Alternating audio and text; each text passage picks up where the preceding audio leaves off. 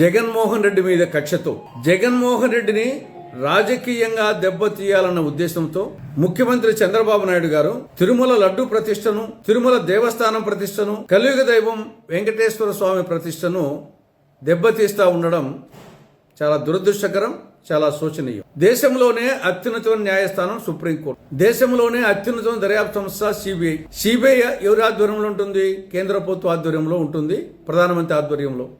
కేంద్రంలో ఉండేది ఎవరు? ఎన్డీఏ ప్రభుత్వం. రాష్ట్రంలో ఉండేది ఎవరు? ఎన్డీఏ ప్రభుత్వం.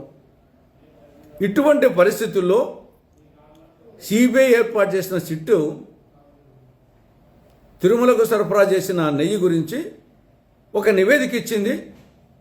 ఏసీబీ కోర్టులో ఛార్జ్షీట్ వేసింది. అందులో స్పష్టంగా చెప్పింది, ఇందులో నెయ్యి లేదు,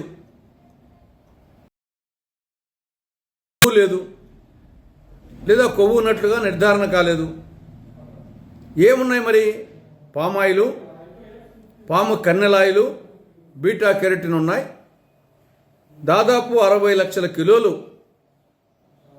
దీన్ని సరఫరా చేశారు. 20.01 కోట్ల లడ్డు తయారు చేశారు. ఇందులో 250 కోట్ల రూపాయల అవినీతి జరిగింది. 36 మంది నిందితులు. అందులో సరఫరాదారులు ఈఆర్ డైరీ, వైష్ణవి డైరీ, బోలోబావా డైరీ, మిగతా వాళ్ళ టీటీడీ అధికారులు, టీటీడీ ఉద్యోగులని స్పష్టంగా ఛార్జ్షీట్లో ఉంది. ఈ పరిస్థితుల్లో ఆ ప్రకారంగా నిందితుల మీద చర్యలు తీసుకోకుండా దాన్ని పక్కన పెట్టి అదే పనిగా ప్రచారం చేస్తున్నారు. జంతువుల కొవ్వు కలిసింది. ఇది ఒక ప్రచారం అయితే చేస్తూ ఉంది కూటమి ప్రభుత్వం. అటు చంద్రబాబు నాయుడు గారు, ఇటు పవన్ కళ్యాణ్ గారు, ఆ పార్టీ నాయకులు, బీజేపీ నాయకులు టామ్ చేస్తూ ఉన్నారు. కొవ్వు కలిసింది. అది అవసరమా?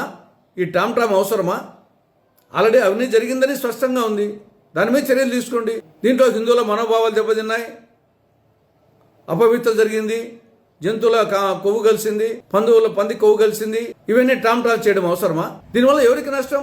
వైకాపా పార్టీకి కాదు, మీ పార్టీకి నష్టం, వెంకటేశ్వర స్వామికి నష్టం, తిరుపతి లడ్డూకు నష్టం, టీటీడీకి నష్టం. ఒక విధంగా మీరు సెల్ఫ్ గోల్ కొట్టుకుంటున్నారు. ఇప్పటికైనా ఈ టామ్ మానుకొని సిబిఐ సిట్టి ఇచ్చినటువంటి ఛార్జ్షీట్ ఆధారంగా ఆ నిందితుల మీద చట్టపరంగా చర్యలు తీసుకోవాలని కాంగ్రెస్ పార్టీ కూటమి ప్రభుత్వానికి సూచిస్తూ ఉంది.